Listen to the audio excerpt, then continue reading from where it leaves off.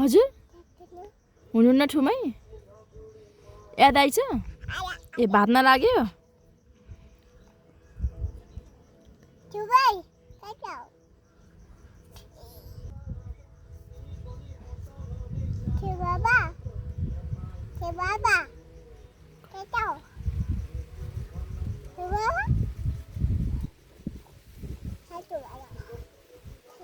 राख्नुभयो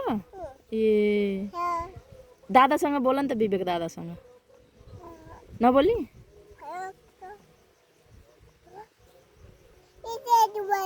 जानुभयो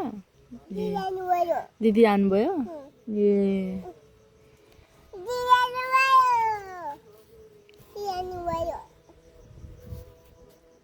एकचोटि कम्मर हल्लाइदेऊ नाच्देऊ न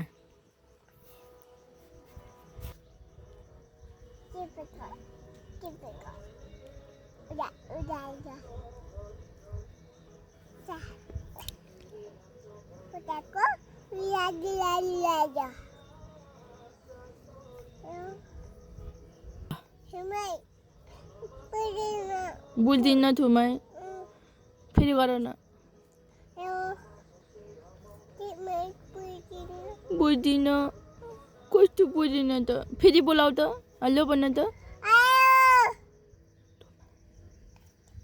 ठुलो स्वरले भन नि त नि त्यो साउथी मारेर नि हुन्छ त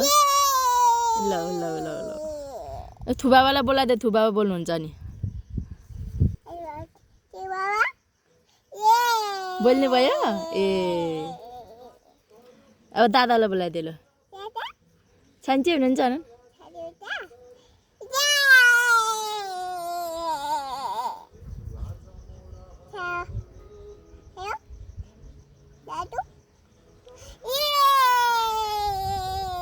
बोल्नु भयो ड्याडु ए के भन्नुभयो नानी भन्नुभयो ए अनि ड्याडुले के ल्याइदिनु भयो त नानीलाई के ल्याइदिनु भयो पापा लुगा ए कुन लुगा ल्याइदिनु भयो नानीले त्यो लुगा त्यो पनि ए यो सबै कसले ल्याइदिनु भयो ल्याइदिनु भयो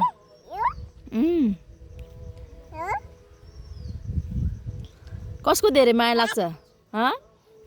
कसको धेरै माया लाग्छ कसको धेरै माया लाग्छ भनिदिनु न एकचोटि